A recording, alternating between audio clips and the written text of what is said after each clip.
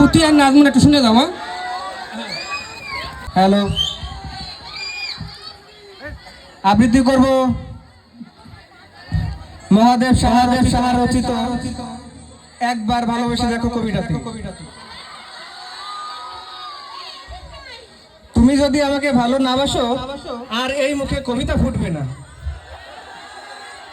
এই কণ্ঠ আবৃত্তি করবে না কোনো প্রিয় পংক্তিমালা, তাহলে শুকিয়ে যাবে সব আবেগের নদী।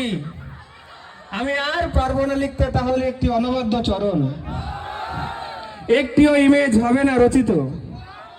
তুমি যদি আমাকে ভালো না বাসো এই চোখ দেখবে না কিছু, উজ্জ্বল আলোর ভোর ঘন অন্ধকারে ঢেকে যাবে। সন্ধ্যা তারা মনে হবে মৃত নিষ্পলক চোখ, যদি ফিরে না তাকাও মর্মে আর পল্লবিত হবে না কবিতা। তুমি যদি না দাও চুম্বন এই মুখে ফুটবে না ভাষা, মরা গাঙে জাগবে না ঢেউ, দুই তীরে প্রাণের স্পন্দন হবে না শস্যের মাঠে শ্রাবণের ব্যাপক বর্ষণ। হৃদয়ে হৃদয়ে আর অঙ্কুরিত হবে না কবিতা, বাজবে না গান। তুমি যদি আমাকে ভালো না বাসো তবে প্রকৃতই আমি আগের মতো পারবো না লিখতে কবিতা।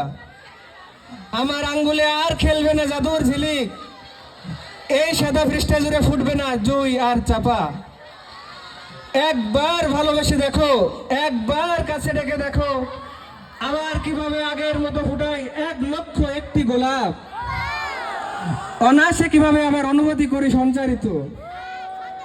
একবার ভালোবেসে দেখো, একবার কাছে রেখে দেখো। ধন্যবাদ। আমার সকল ভিডিও ঝলক ঝলকানি ফেসবুক পেজে পেয়ে যাবেন। সবাইকে ধন্যবাদ। ধন্যবাদ ঝলক ভাইকে, অত্যন্ত সুন্দর কবিতা আবৃত্তি করলো। আসলে আমরা সময়ের অভাবে অনেককেই সময় দিতে পারছি না।